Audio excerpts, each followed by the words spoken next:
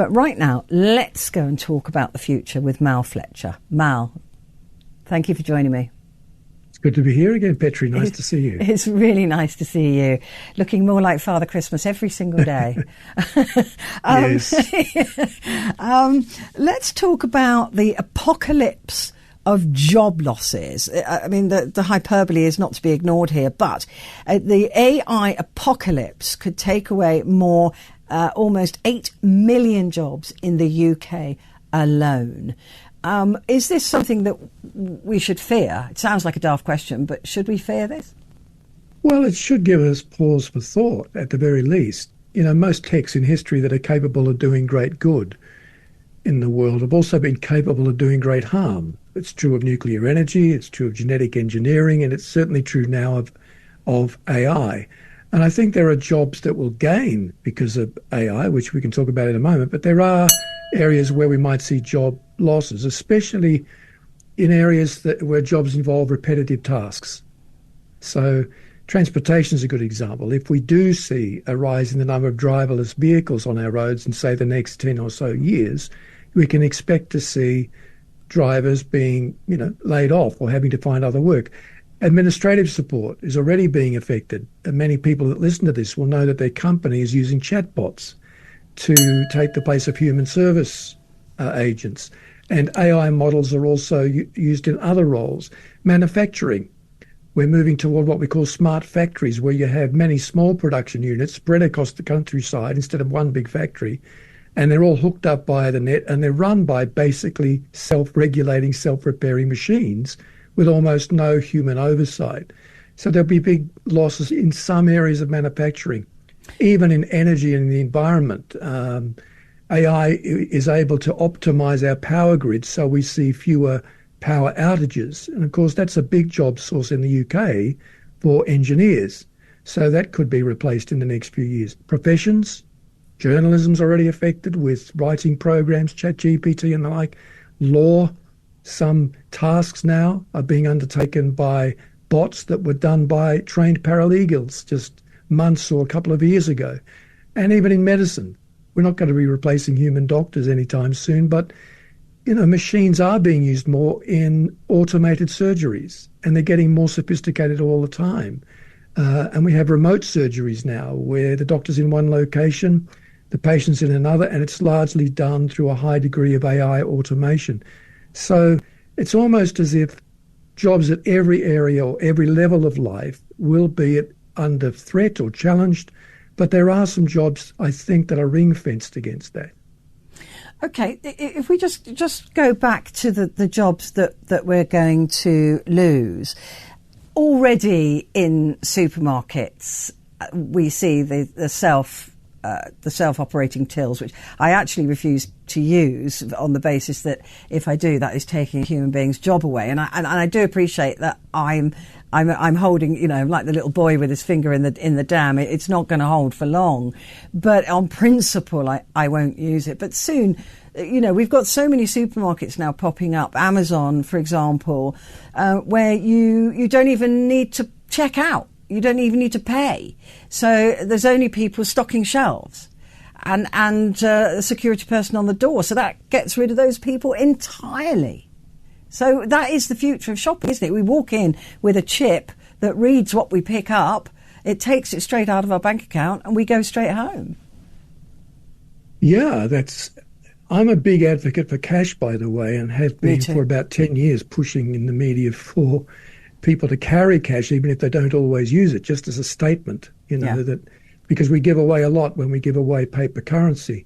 But one of the things we don't often talk about in the area you're bringing up now is the rise in crime because of unemployment and underemployment. So because automation leads to underemployment, where people don't always have enough work to meet their basic needs, we will see more people taking advantage of AI for crime. In fact, the National Cybersecurity Centre here in the UK was warning about that just a few weeks ago, you might remember, saying that every day people will get involved in crime because of AI. So people already committing fraud who hadn't done it before, some getting involved with identity theft through things like deep fakes, which are so easy to produce now online, phishing emails, fake websites, hacking, cyber stalking is growing in this country. One study recently said that globally we can expect cybercrime to grow by a massive 7.9 trillion pounds, 7.9 trillion pounds by 2025. Cybercrime in this country already costs us something like 250 billion pounds. So it's not everyone's idea of employment, thankfully, but in the age of AI, some people will turn to crime to cover the bills. So looking at this apocalypse that they're talking about, they're saying that young people and women will be the most affected by this because they tend to do those entry-level jobs. They tend to be the secretaries or the admin staff, or they tend to be those people who might work behind a cash machine. All of those jobs and entry-level jobs, which is fascinating to me, Mal, because if we lose entry-level jobs, how do we employ people at those levels that AI isn't doing the job if they haven't learned their way up, if you like? Yes, well, and that's a reason too why we need to see what we call data literacy taught in schools and workspaces. So people learning how data works, because AI is all about data. It's just little pieces of information about different activities, all collected into big data sets, and then patterns are read in those sets, and from the patterns, AI infers rules for behavior. So it's able to carry out behavior by learning patterns in the data sets. So we need to be understanding, people need to help to understand how AI works on data, how we are providing that data online. We might need to be a little more discerning about the sorts of personal information we hand over because it's feeding the machine, essentially. And also just learning who has control of that data. Recently, we saw Elon Musk's company, Neuralink, launching its first sort of human trials with electrodes built into the brain or attached to the brain. And in time, with AI's help, these could be very helpful in certain health cases. But there's a huge ethical and moral question there. Who owns the data that's generated by my thoughts?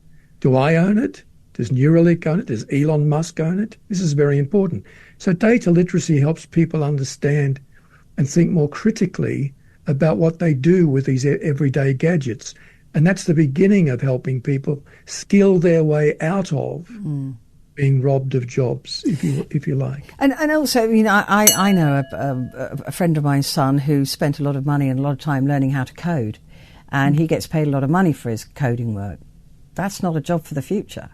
That, coding can be and will be done by AI. Yeah, some of it will, absolutely. I think one of the things on the positive side of the ledger that's encouraging is there has been a lot of talk about artists losing their jobs, and some artists turning to coding because it's the only way they can get a future in the arts. But I think that in the long term, we'll see artists collaborating with AI, with generative AI in particular, to create very different kinds of art, different kinds of music, different kinds of painting and so on, in the same way that, say, Michelangelo and Da Vinci used apprentices during the Renaissance. It will take a lot of planning and it will take a lot of skill, but there are ways to actually turn the coding side to our advantage. There are areas too of healthcare that can help. We can get into with AI healthcare in terms of things like drug development. AI is able to analyze huge amounts of data on compounds. Yeah, if we had it during COVID-19, we might have had drugs a lot quicker. So there are some positives, but yeah, we need to be very wary, and we need to help people become more data literate. So obviously you are a young person, but if you were a younger person, what would you be, apart from data, what would you say is a future-proof job? Future-proof's a big word. I tell people you can't really future-proof your life because stuff happens to everybody, but you can try as best you can to be future-friendly. I think I'd be looking to do a job that involves a high level of empathy, because listening skills, caring skills will be in even greater demand in the age of AI than they have been before. Empathy is the one thing machines can't do, because empathy requires that shared human experience, something by definition a machine can't have. So anything to do with certain kinds of education involves a lot of empathy skill, mental health care, palliative care, all of those things. I think I'd be looking for some sort of job, whether it's psychology, counselling, that brings a level of empathy into play. And there are plenty of other jobs I'm not thinking of off the top of my head right now that fit that description. That'd be one thing I'd be doing. Another is to study ethics. I've said to students, if you're in university and you have any interest at all in something like philosophy, start studying ethics now, which is a branch of philosophy, because every major company that uses AI, which is going to be every major company, will be looking for a professional ethicist they can refer to help them make sense of the change, to help them get a sense of what's right to do with this technology, what isn't right. That's a good point. And how do I apply that? Yeah. What about my job? Is that safe? I think the human side of what you do is very safe. I gave a lecture not that long ago in Australia to radio presenters and personalities, and there's a lot of automation going on, obviously, just as there is in television. In TV studios now, we have robot cameras. Yeah. In some of the radio streaming platforms now, it's all done through automation. There's hardly a human being in the building. But I think what you have going for you is what a good journalist has going for them, which is that we trust human beings to tell us stories that affect human beings. Mm. It's a lot harder to trust a machine if the story is something that really impacts a human being. I wouldn't want to listen to an AI reporter talking to me about what's happening in Ukraine, for example. Yeah. I know people in Ukraine. I want to know how a human feels in that situation. So I think in that respect, your job is safe. Because years ago, of course, there was Max Headroom, wasn't there, who was the AI-generated, way before its time, TV presenter, and everyone's going, oh, that's it, we're all done, we're all finished. And what about a futurist in the future, Mal? Have you got a future in the future? Yeah, I think futurism is here to stay. I think AI has some advantages over human beings when it comes to predicting the future. For one thing, it can analyse much larger pools of data. Prediction's all about establishing patterns, isn't it, based on current shifts, and then projecting those forward. Now, an AI can predict, can read the data sets much more quickly than we can on a much bigger scale. It can adapt its thinking more quickly than humans can. The advantage we have as human beings, again, is empathy. We can empathise with other humans, and let's face it, human choice that shapes the future, in large part, is driven by emotion as much as reason.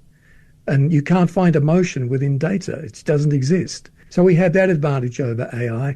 And I think also for the present time at least, we're more aware of our biases than AI is. That might surprise some people, but AI carries the biases of its programmers, the people who decide what they're going to train it on, what data they're going to feed it. These people carry their prejudices into the machine. And we, as human beings, at least can be made aware when we're prejudiced. And we can adapt our prejudice we can adapt. as well. Yeah. Yes. We're capable of going, oh, I see what you mean. Yes, now I agree with you, which an AI wouldn't be able to do. Well, it finds it hard because until it can come across an alternative data set and train on that, it finds it hard to shift. Well, it looks like you and I will be talking again soon then. Phew. So we'll be all right. I'm glad about that, Mal. It's always a pleasure. Thank you so much. Mal Fletcher there, who is a futurist and will be way into the future, hopefully.